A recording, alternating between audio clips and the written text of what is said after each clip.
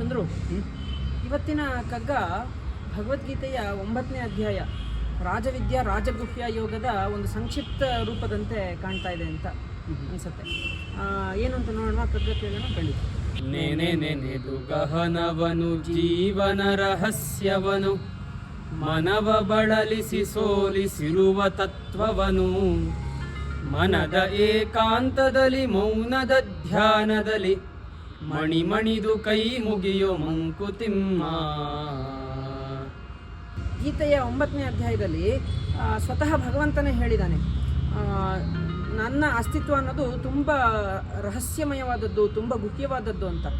ನಮಗೆ ಆದರೂ ಕೂಡ ನಾವು ತುಂಬ ಯೋಚನೆ ಮಾಡ್ತಾ ಇರ್ತೀವಿ, ಭಗವಂತ ಯಾವ ರೀತಿ ನಮಗೆ ಗೋಚರ ಆಗ್ತಾನೆ, ಅವನು ನಮಗೆ ಶ್ರವಣದಿಂದ ಗೋಚರ ಆಗ್ತಾನೋ, ಸ್ಪರ್ಶದಿಂದ ಗೋಚರ ಆಗ್ತಾನೋ, ದೃಷ್ಟಿಯಿಂದ ಗೋಚರ ಆಗ್ತಾನೋ, ಈ ರೀತಿ ಹಲವಾರು ರೀತಿಯಲ್ಲಿ ಹಲವಾರು ಆ್ಯಂಗಲ್ಗಳಿಂದ ನಾವು ಯೋಚನೆ ಮಾಡಿ ನಮ್ಮ ತಲೆ ನಾವು ಕೆಡಿಸ್ಕೊಳ್ತಾ ಇರ್ತೀವಿ.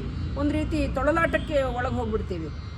ಆಮೇಲಿಂದ ನಾವು ಒಂದು ರೀತಿ ಅದೇ ಯೋಚನೆಯಲ್ಲಿ ಬಳಲ್ತಾ ರೋಗಿಗಳಾಗ್ಬಿಡ್ತೀವಿ.